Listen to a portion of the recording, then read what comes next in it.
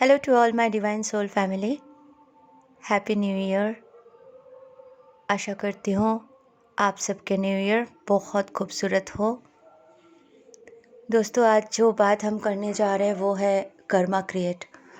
Actually ये बहुत important है। कुछ ऐसे ही टॉपिक हम डिस्कस कर रहे थे। आज तक मैंने मेरे एक्सपीरियंस अगर बोलूँ तो देखा जाए, जितने लोगों का मैंने देखा है, पैरों में प्रॉब्लम है, घुटनों में प्रॉब्लम है, चल फिरने में दिक्कत होते हैं थोड़ी सी एज के बाद, है ना। तो ये जो अपने जीवन में कुछ ऐसे काम करके रखे हैं जिसका नतीजा ये भुगत रहे हैं। मतलब 50 के एज में ही वो पैर के ऑपरेशन हो जाना, पैर में स्टील के पात बैठ जाना, या तो वो घुटने के प्रॉब्लम से चल फिर नहीं पाना, है ना। तो ये सारे चीज़ें रिटर्न होते हैं कहीं ना कहीं, कर्मा बैक आते हैं। मेरे एक्सपीरियंस, मेरे घर के आसपास के वातावरण में जो मैंने सीखा था, देखा था बचपन से, तो वो अपने सासू माँ को गाली देते थे, ठीक है, अपने माता पिता के सम्मान नहीं करते थे। अक्सर बहुत लोगों के दिल दुखाने वाली कुछ सिचुएशन अगर वो क्रिएट कर रखे हैं, तो उन सबको ये घुटने का प्रॉब्लम और पैर में दर्द का प्रॉब्लम जाता ही नहीं।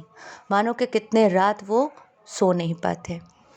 जब इनके जवानी के दिन होते हैं, जब इनके खून गर्म होते हैं, तो इन्हें पता नहीं होता है कि वो कितना गलत करते जा रहे हैं, कितने गलत बातें कहते जा रहे हैं। गुस्सा आ जाता है ना हमें, तो गुस्से में हम ना जाने क्या क्या कह जाते हैं।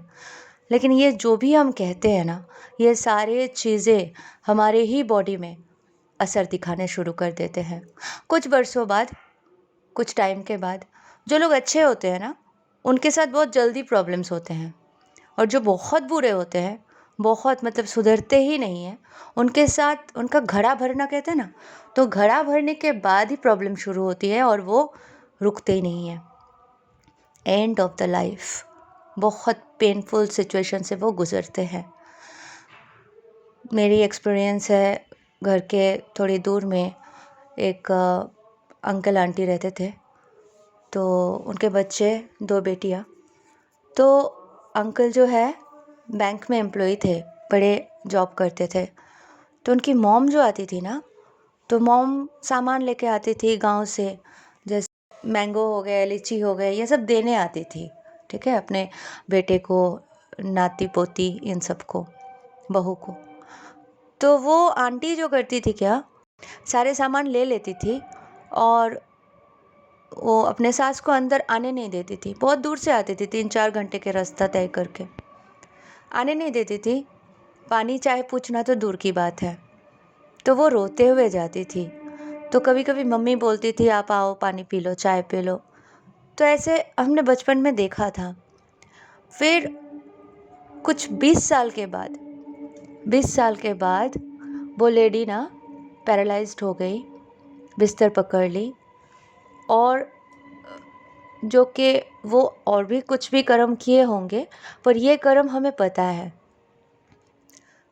तो ऐसे ही परेशान होके डेथ हो गई उनकी।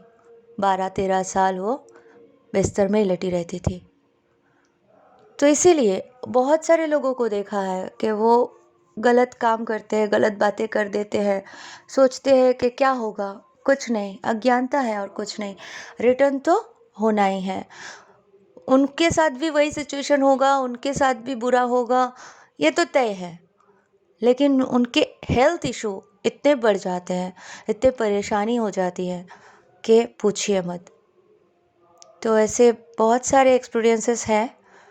और एक हमारे जो लैंडलॉर्ड थे, जब हमने ये घर पापा ने नहीं बनाया तो हम रेंट पे रहते थे।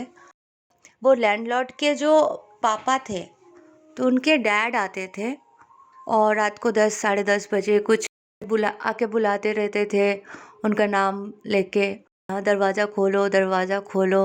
और वो दरवाज़ा नहीं खोलते थे, बाहर के जो मेन डोर होते थे ना, उसमें ही लॉक लगा देते थे, और वो 1 घंटे 1.5 घंटे तक चिल्ला चिल्ला के चले जाते थे। तो उन्हें आने नहीं देते थे। प्लस वो लैंडलॉर्ड ने बहुत बुरा किया, पापा को बोले आप घर छोड़ दो, और हम सब छोटे-छोटे थे तो पापा ने बोला अभी घर कैसे छोड़ेंगे? घर छोड़ने के लिए हमें ज़मीन लेना है, बनाना है, टाइम लगेगा। तो क्या किए ताकि हम लोग जल्दी घर छोड़ दें, तो उन्होंने जो सोर्स ऑफ वाटर था ना, वहाँ पे लॉक लगा दिए। तो मम्मी को मतलब हमें ताकि पानी ना मिले, तो पानी के बिना इंसान कैसे रहेंगे? हम छोटे-छोटे भाई-बहन उस टाइम पे मॉम डैड परेशान हो गए। तो मम्मी क्या करती थी, दूर-दूर जाके पानी लेके आती थी और हम लोगों के नहाने का, खाना बनाने का जो भी रिक्वायरमेंट होते थे, फुलफ़िल करती थी। तो ऐसे तो गए, तब तक पापा ने ज़मीन खरीद लिए, घर भी बनाने शुरू कर दिए। तो अल्टीमेटली हम लोग अपने घर वापस आ गए, लेकिन उनके बारे में जब सुना, वो भी कुछ 15-20 साल के बाद, जो अंकल है ना, जो लैंडलॉर्ड ऐसे हरकत करते थे, वो अंधे हो गए, दिखाई नहीं देता था, चल नहीं फिर नहीं पाते थे, बिस्तर में पड़े रहते थे, बहुत परेशान थे, बीमार थे। एक बार हम लोग विज़िट करने भी गए थे। कुछ साल के बाद सुना उनके जो बड़े बेटे, उनकी डेथ हो गई, एंड उसके 1 साल के बाद उनके छोटे बेटे की भी डेथ हो गई। उसके बाद बहुत सालों के बाद वो लैंडलॉर्ड की डेथ हुई, अपने यंग बच्चों को खोने के बाद। एंड जो आंटी थी वो थोड़ी अच्छी थी, बहुत सारे पूजा करती थी, पाठ करती थी, लेकिन कहीं न कहीं कर्मा तो उनको भी दशा तो उनको भी बहुत सहन करना पड़ा। तो ऐसे ही मतलब, तो इसलिए जब जाग जाओ तब सवेरा। और आज के बाद न्यू ईयर के दिन शपथ लें, अपने आप से प्रॉमिस करें कि हम ऐसा कोई काम नहीं करेंगे, किसी का दिल नहीं दुखाएंगे, हमारे कोई आचरण से, हमारे किसी भी कर्म से किसी और को तकलीफ़ ना पहुँचे, इसका ध्यान रखेंगे। किसी और को कोई गलत वर्ड, कोई गलत बात कभी नहीं कहेंगे, मन को साफ रखेंगे और दूसरों के लिए सिर्फ़ और सिर्फ़ प्रेम के भावना रखेंगे। इसीलिए जो मैंने अपलोड किया था, माफ़ी मांगने का परमात्मा को साक्षी रख के, तो आप वो ज़रूर फॉलो करें। प्लेलिस्ट में मैं सारे मेडिटेशंस देते जा रही हूँ, जो भी मुझे डाउनलोड्स हो रहे हैं, जो भी मुझे आदेश मिल रहे हैं, तो वो आप ज़रूर फॉलो करें। एंड अब आइए सुनते हैं हमारी बहुत प्यारी सी एक डिवाइन फेमिनाइन, जिन्होंने कुछ अपने मन की बात बयां किया है, जो मेरे डांस क्लास में भी है। तो आइए सुनते हैं डिवाइन फेमिनाइन को, और आप सब भी बहुत बहुत बहुत खुश रहे। Love you all, God bless you all. नमस्ते आप सभी को। मैं अनीशा मैम से पहली बार मिली जब उनका कल की देवा का वीडियो मेरे सामने पॉपअप हुआ।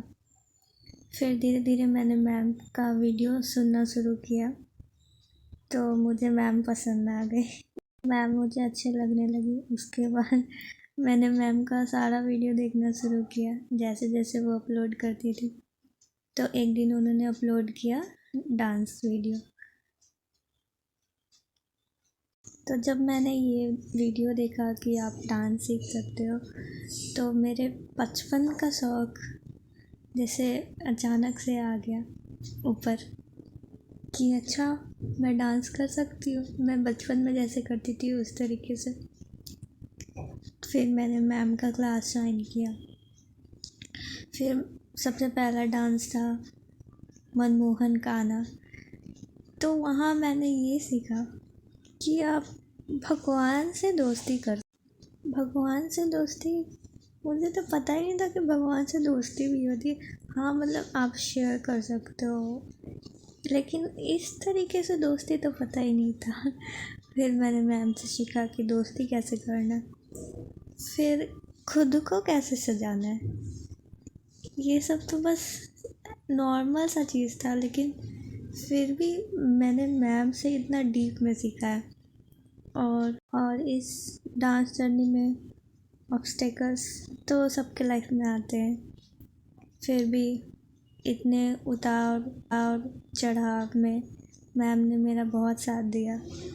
उनसे जो बन पड़ा उन्होंने मेरी मदद की। Thank you so much to ma'am. Thank you so much universe.